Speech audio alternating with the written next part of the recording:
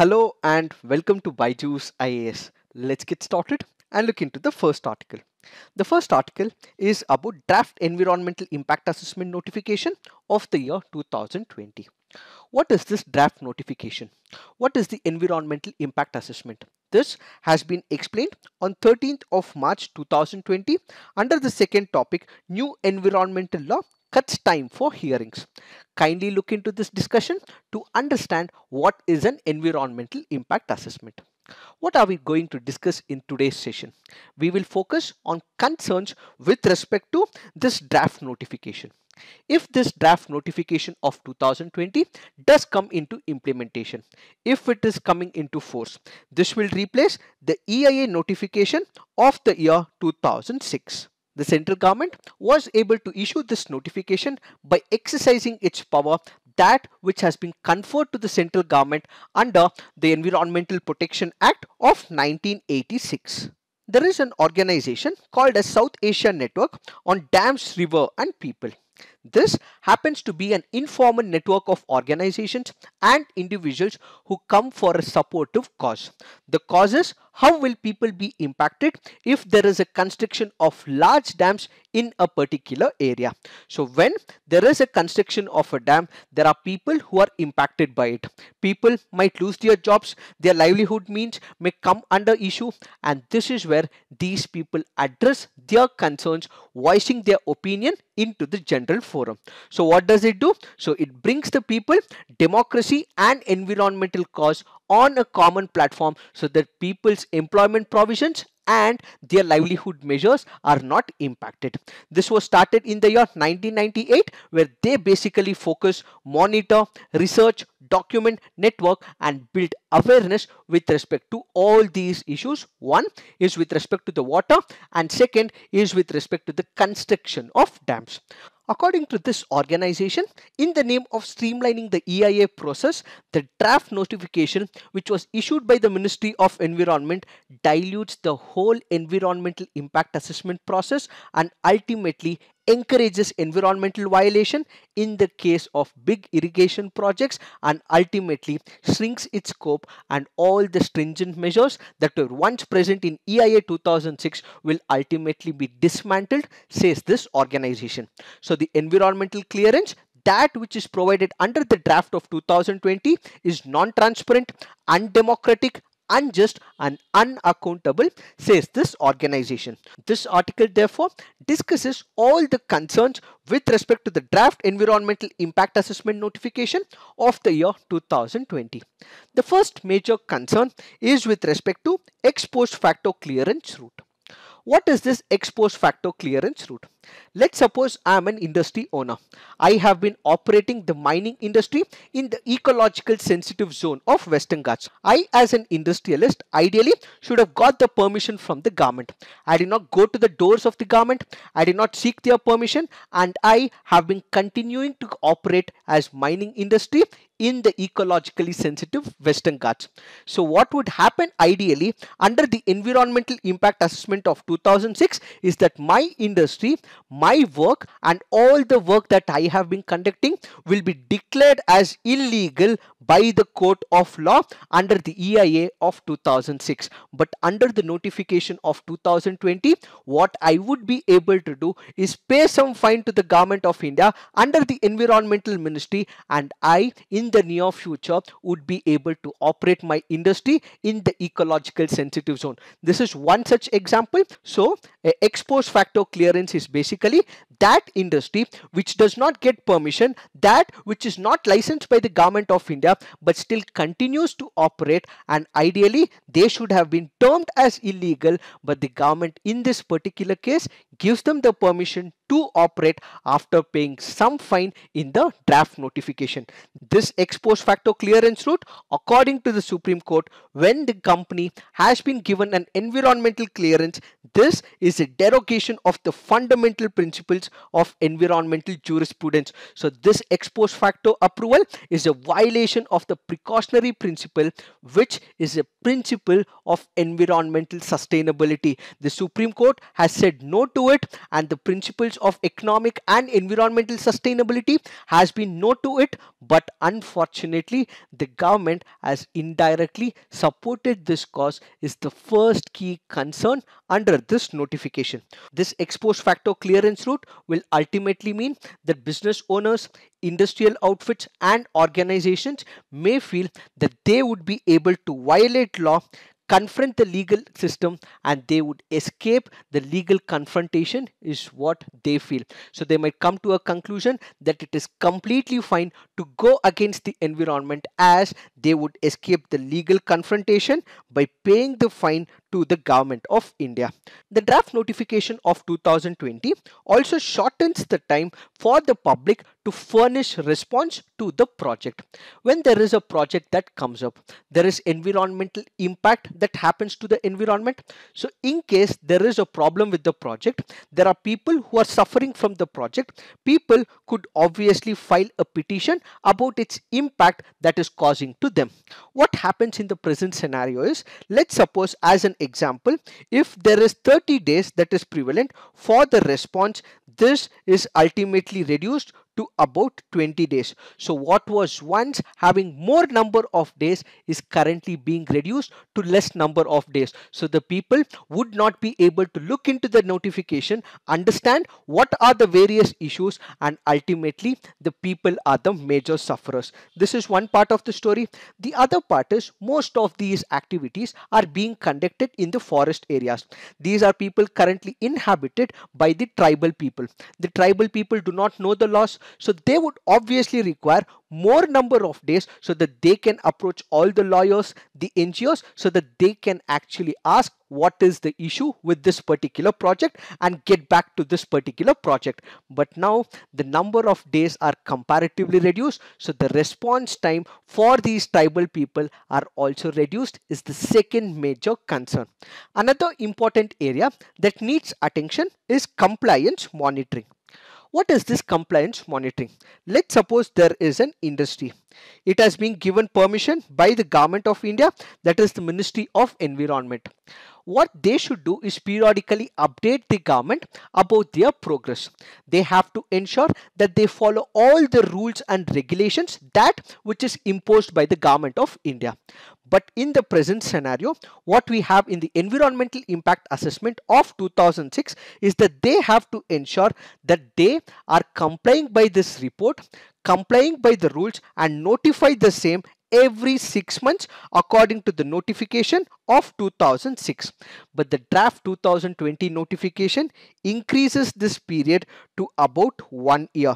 So what happens? This compliance report, which they are supposed to give it to the government of India under the Ministry of Environmental Impact Assessment, has been increased from 6 months to 1 year. So in case they fail to maintain these rules and regulations, the earlier notification could have stopped them at 6 months, but the new notification has extended the timeline, which means the government will not be able to stop this particular company up until 1 year, and this could be a major disaster for the environment. Industries that previously fell under the categories that require full assessment have now been degraded, which means, let's suppose there is a construction company which was not supposed to operate near the wetlands, but now such companies will not require the permission from the environmental ministry. The earlier notification had put them under the full assessment of environmental impact assessment, but the new notification has ensured that only the largest project will be scrutinized fully, and construction projects sometimes may not fall into this perspective. In the earlier notification of 2006, the defense as well as national security installations were completely exempted from the environmental impact assessment. But under the new draft notification of the year 2020, there has been a new vague word called as involving other strategic considerations, which means this new vague word can bring in multiple sectors into the fold of environment, and they may be given the license to harm the environment. So the public consultation requirements cannot be taken up in those segments involving other strategic considerations which the government of India has failed to define in the present notification.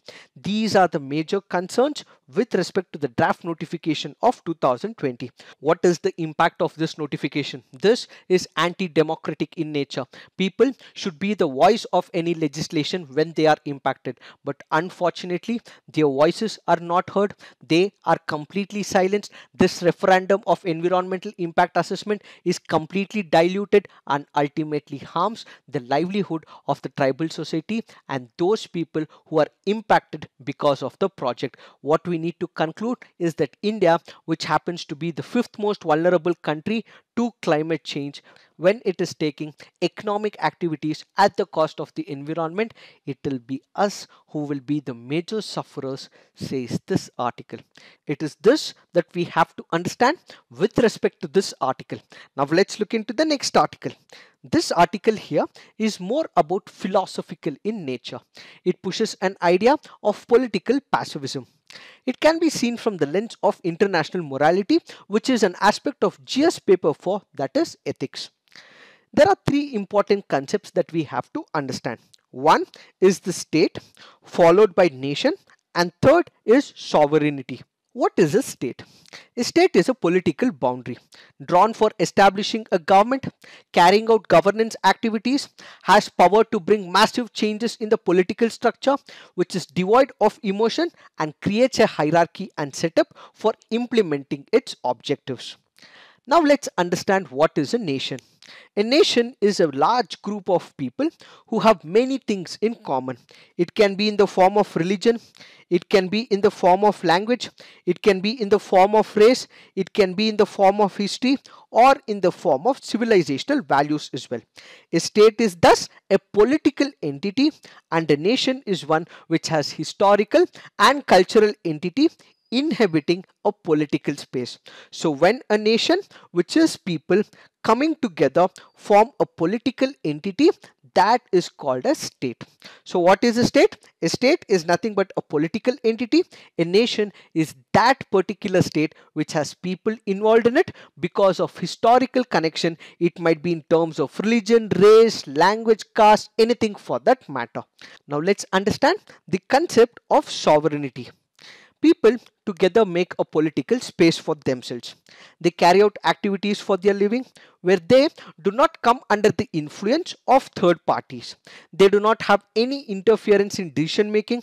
They operate without any restriction from other countries and decide what is good for them on the basis of will of the people.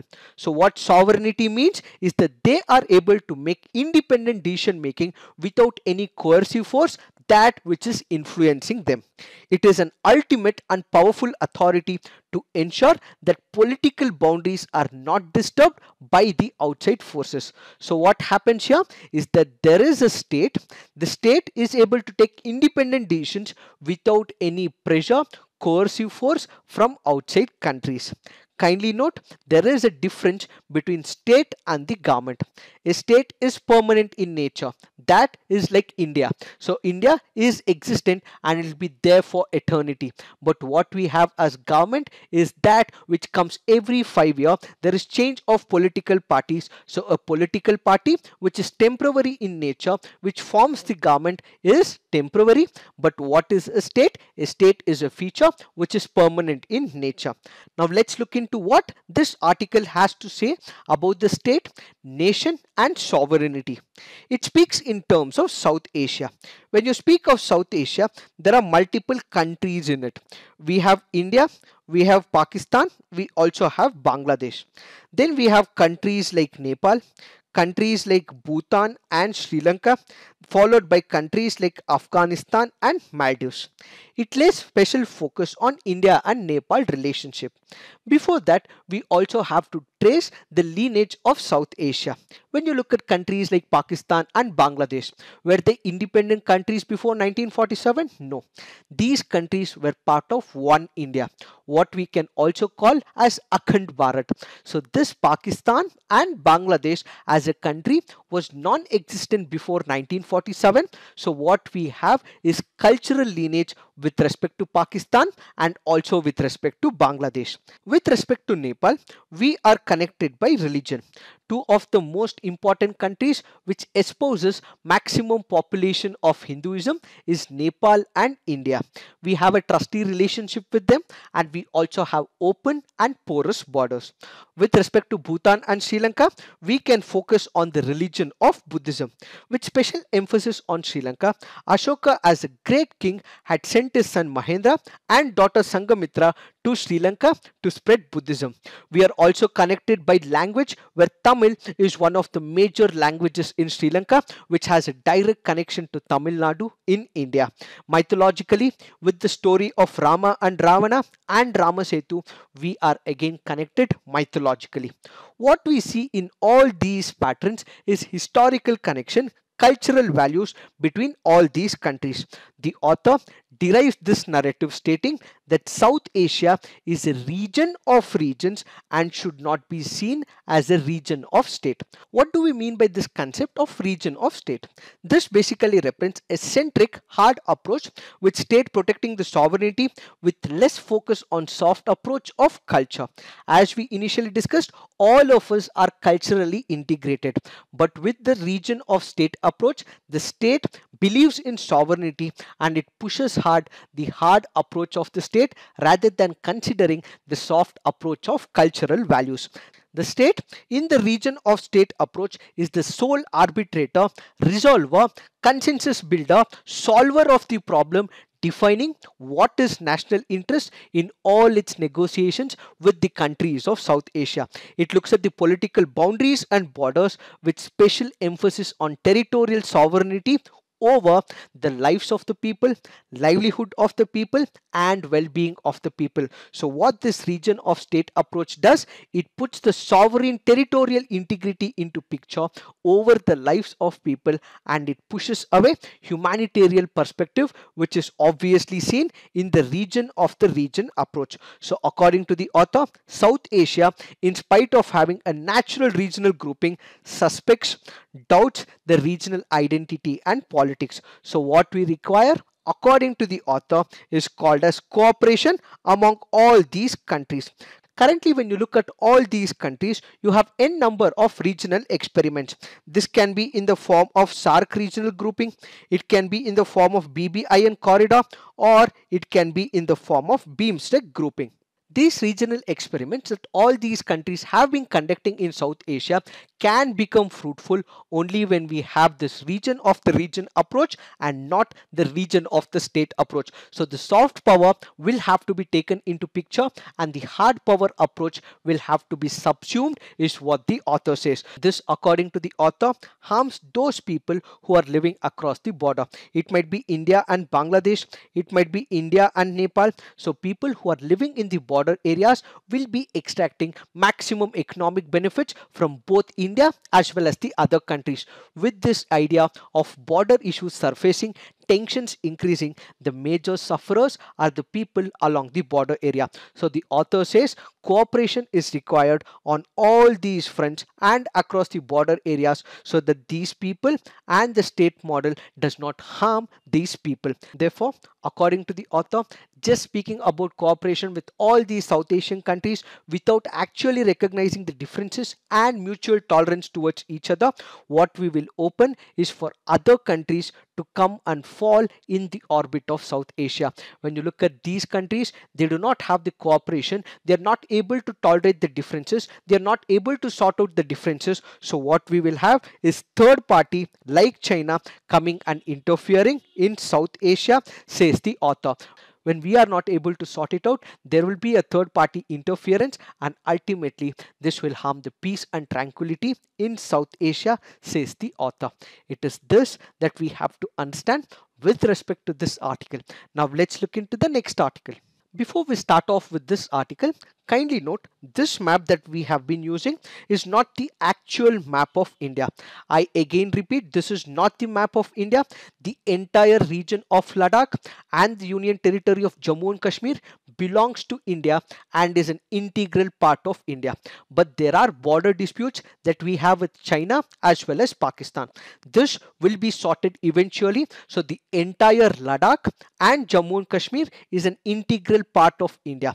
But this map map that I have used in this PPT is just for representational purposes. And what are we discussing here?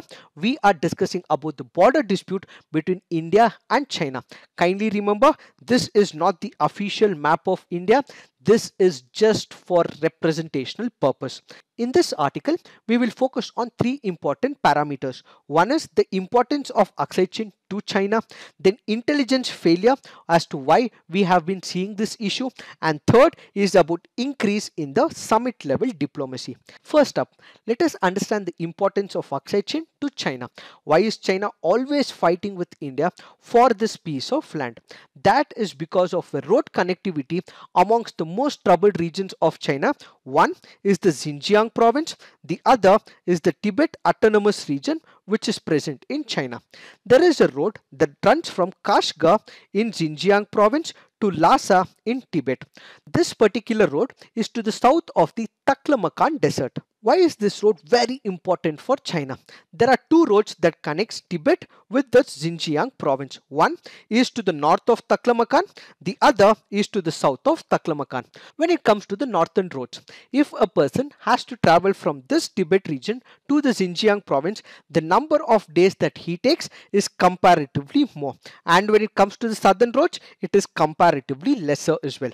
And during the winter season, this region is frozen. They would not be able to travel because of the bleak and cold region that is prevalent in the north of the Taklamakan Desert. But when it comes to the southern region, they would still be able to pass through this particular road. That is why this region, which is to the south, that which is constructed across the Aksai Chin, becomes very important for China. So this particular region holds an enormous strategic importance to the Chinese in case they have to travel from Tibet to the Xinjiang province and through it to the Central Asia. Kindly note, we will not be discussing the entire issue because most of these issues have already been discussed. So our focus would be on those issues which were not discussed in our earlier CNAs. The second important issue is with respect to the intelligence failure. The principal responsibility for intelligence assessment and analysis concerning China rests with the National Security Council Secretariat and also India's External Intelligence Agency, the Research and Analysis Wing, also called as RAW. To a lesser extent, the Defense Intelligence Agency. So these three agencies will look into the intelligence department with respect to China. What is the issue right now? We do not have domain experts with respect to China, and we do not have specialists who are contributing intelligence with respect to China. So because of intelligence failure, that is why China is present in the Galvan Valley, says the author. Apart from this, we have another important concept that is supported in this article called as summit diplomacy. What is this summit diplomacy? This is nothing but meeting of head of the governments from both the countries so that they can enter into an agreement. There are two ways of diplomacy. One is what is called as the traditional level, which according to the author is not given importance when it comes to India and China, and what has happened of late is increased in summit level diplomacy. So according to the author, the traditional diplomacy basically has a structure. It has number of diplomats who actually look into the issues between India and China. But of late, according to the author, he says that because there has been direct engagement of Prime Minister Modi with President Xi, summit level diplomacy has been given importance rather than traditional level diplomacy where major diplomats, seasoned diplomats, their negotiations come into picture, and this is also haunting India, says the author. Therefore, the author here says that this summit level diplomacy has put all the professional and seasoned diplomats into the shade as the heads of the state are directly interacting with each other. This, according to the author, is a major setback as seasoned diplomats would be able to understand the nerves and nuances with respect to the India-China relationship, which the heads of the state will not be able to understand, says the author.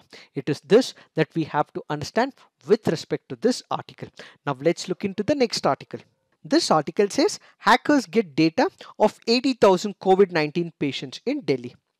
The website of the Delhi State Health Mission was recently hacked by the hackers. The data of all these patients were stored in the central system of Delhi government. Why was this saved on a single server or a single database? That is because the Delhi government believed when there are patients whose data are stored in a single place, they would be able to understand the number of patients in Delhi, how they are being treated, what are the health conditions of these people, and ultimately this would also help them in contact tracing. In the present scenario, these hackers have hacked this particular website and they have accessed about 80,000 COVID-19 patients and their data. What did these hackers say? They said that they came up with this idea basically to show the government that this particular website is comparatively weak and we do not have a strong firewall and a protection for the website. The hackers were able to get maximum data of the COVID-19 patients. This included the name, address, phone number, COVID-19 test results, quarantine surveillance data, airport data, passport details, and also hospital data as well. This ultimately means there is violation of privacy as present under Article 21 of the Indian Constitution. Why did they do it? They believed that they as hackers would be able to manipulate the data. This will ultimately result in inaccuracy and wrong calculation of COVID-19 data. So what they insist the Delhi government as well as all governments in India is that they will have to ensure that there is a strong firewall protection across their websites. This is the reason why the hackers have hacked the website, says this particular group which has hacked the Delhi website. Is this the only issue? No. There have been n number of government websites that have been hacked in the past. The UPSC website was hacked by a 17-year-old teenager. Supreme Court website was repeatedly taken down by hackers for several hours. Now the question is, why does the government websites get hacked? According to the hackers, government servers are the soft target because they are mostly non-secure, they get high traffic, and people also start trusting the government websites. This is where they would be able to implant the trojans, they would be able to plant the viruses, and because the government websites are trusted by the people, they happen to download a particular file. When they download, there will be a virus or a trojan which will be implanted by the hacker, and ultimately they would be able to take control of the website. That is the prime reason the government websites are hacked by the hackers. But the government is not going to be easy on them. There have been various initiatives taken by the government to combat the hacking. The Ministry of Electronics and Information Technology along with the National Informatics Center usually conduct what is called a security audit. What is this security audit? The audit exercise basically involves identifying all the loopholes on a periodic level and addressing all these loopholes that are present in the website. The CERT-In also conducts regular training programs to all the network operators, system administrators, and chief information security officers to deal with such cyber attacks as well. It is this that we have to understand with respect to this article. Now let's look into the next article. This article says Supreme Court dismisses review petitions challenging verdict on adultery. Section 497 of the Indian Penal Code deals with adultery. It was once a punishable offence which was present in the Indian Penal Code under Section 497 of the Indian Penal Code.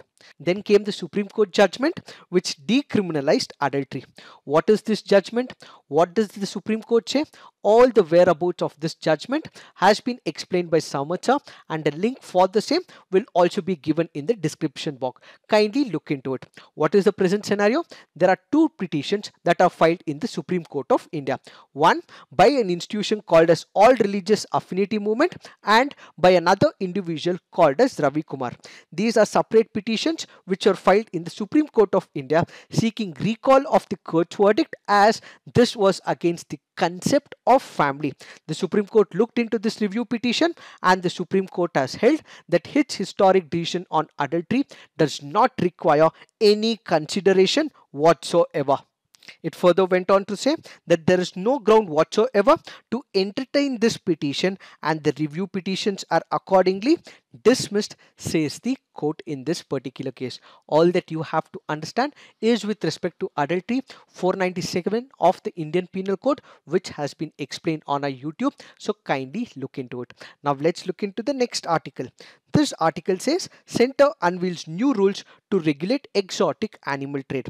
The entire whereabouts of this article has been explained on 11th of June 2020 under the sixth topic, new guidelines for import of exotic species. So kindly look into it. Now let's look into some of the preliminary practice questions. Consider the following statements with respect to Narcondam hornbill. It is endemic to the Indian island of Narcondam in Andamans. Its IUCN status is endangered. Which of the above statements are correct? The answer to this is both. It is endemic to the Andamans and it is also having an IUCN status of endangered. Why have we taken this practice question? Because of the reference given under this article. So kindly remember, this Narcondam hornbill is endangered species and it is endemic to Andaman and Nicobar.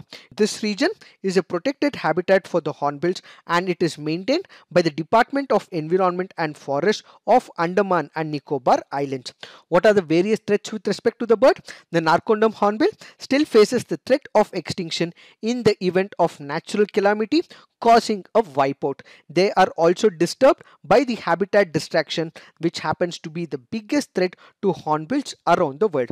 This article further mentions about Malabar grey hornbill, Malabar pied hornbill, which happens to be endemic to the Western Ghats. So kindly remember all these facts. This can be very important for your preliminary examination. Now let's look into the next practice question. Which of the following species exhibit gandromorphism? Butterflies, birds and crustaceans. The answer to this is 1, 2 and 3. Why have we taken this practice question? Because of the reference given under this article. Kindly remember, it is that type of an organism which contains both male as well as the female characteristics. As we initially discussed, some of the organisms which have these characteristics include butterflies, birds, crustaceans, moths as well as other insects. Now let's look into the next practice question. Cole wetlands is in the state of? It is in the state of Kerala. Why have we taken this practice question? Because of the reference given under this article. Kindly remember, this Cole wetlands happen to spread over Thrissur and Malappuram district in the state of Kerala. Kindly remember, this is also a Ramsar site as well as a IBS site. So what is this IBS site? It is an important bird and a biodiversity area. It is also a Ramsar site as well. So kindly remember this important factor. Now let's look into the next practice question. Which of the following rivers are correctly matched? River Orange, Australia; Karayalak River, Russia; Yangtze River, China; and Murray River, South Africa. The answer to this is 2 and 3 only. Why? Because this particular river of Orange is present in South Africa and Murray River is present in Australia. Why have we taken this practice question? Because of the reference given under this article. Now let's look into the next practice question. How do you distinguish between Kuchipudi and Bharatanatyam dancers? Dancers occasionally speaking dialogues is found in Kuchipudi dance but not in Bharatanatyam. This is correct. Dancing on the brass plate by keeping the feet on its edges is a feature of Bharatanatyam, but Kuchipudi dance does not have any such form of movement. This is a wrong option. Why? This dancing on the brass is present in Kuchipudi and it is not present in Bharatanatyam. So the answer to this is 1 only. Why have we taken this practice question? Because of the reference given under this article.